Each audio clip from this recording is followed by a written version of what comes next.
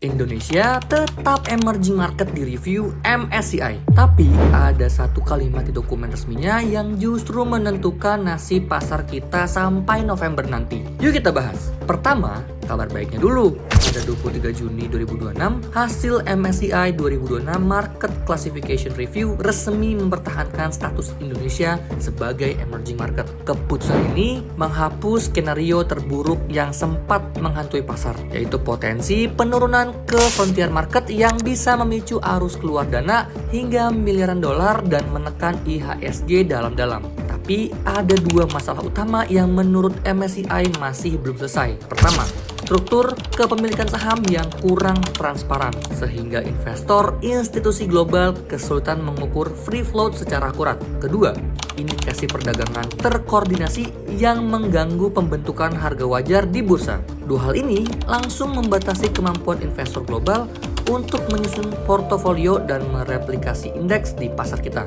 Nah, kabar baiknya, reformasi yang sudah berjalan tetap diapresiasi MSCI, OJK, BEI, dan KSEI sudah mengumumkan 4 langkah konkret, mulai dari kewajiban pelaporan kepemilikan saham di atas 1%, klasifikasi investor yang lebih rinci, penerapan hingga shareholding concentration list, hingga roadmap menaikkan minimum free float dari 7,5% menjadi 15%. MSCI mengakui ini langkah yang benar, tapi mereka menegaskan yang paling menentukan adalah implementasi yang konsisten dan dampak nyata di lapangan, bukan sekedar pengumuman. Bagian terpentingnya, MSCI secara eksplisit menyatakan apabila tidak terlihat kemajuan yang memadai menjelang MSCI Index Review pada November 2026, mereka akan mempertimbangkan berbagai opsi, termasuk membuka konsultasi reklasifikasi Indonesia dari emerging market ke frontier market.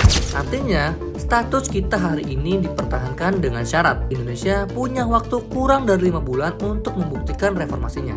Selain Indonesia, MSCI memberikan peringatan serupa kepada Turki terkait indikasi perdagangan terkoordinasi. Di sisi lain, Bulgaria justru naik kelas dari standalone ke frontier market dan Yunani naik dari emerging ke developer market. Ini bukti nyata bahwa klasifikasi MSCI bisa bergerak dua arah, tergantung kualitas reformasi yang dijalankan. Lalu, apa implikasinya buat investor? Dalam jangka pendek, ini sentimen positif untuk IHSG karena ketidakpastian status emerging market sudah terjawab. Tapi dalam jangka panjang, yang perlu sobat pantau bukan hanya pergerakan IHSG harian, melainkan kecepatan dan konsistensi reformasi OJK dan BEI. Menjelang November 2026, volatilitas berpotensi meningkat seiring pasar kembali menimbang progres reformasi Indonesia.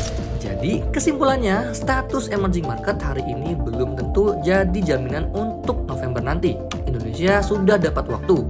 Pertanyaannya sekarang, apakah reformasi yang berjalan cukup cepat dan cukup nyata untuk meyakinkan investor institusi global sebelum tanggal itu tiba? Buat sobat yang ingin memahami cara membaca hasil review indeks global seperti ini dan menerjemahkannya ke strategi investasi, CSA Institute menyediakan berbagai program pelatihan dan sertifikasi di bidang pasar modal. Kalau ada yang ingin ditanyakan, hubungi kami di nomor yang ada di deskripsi ya.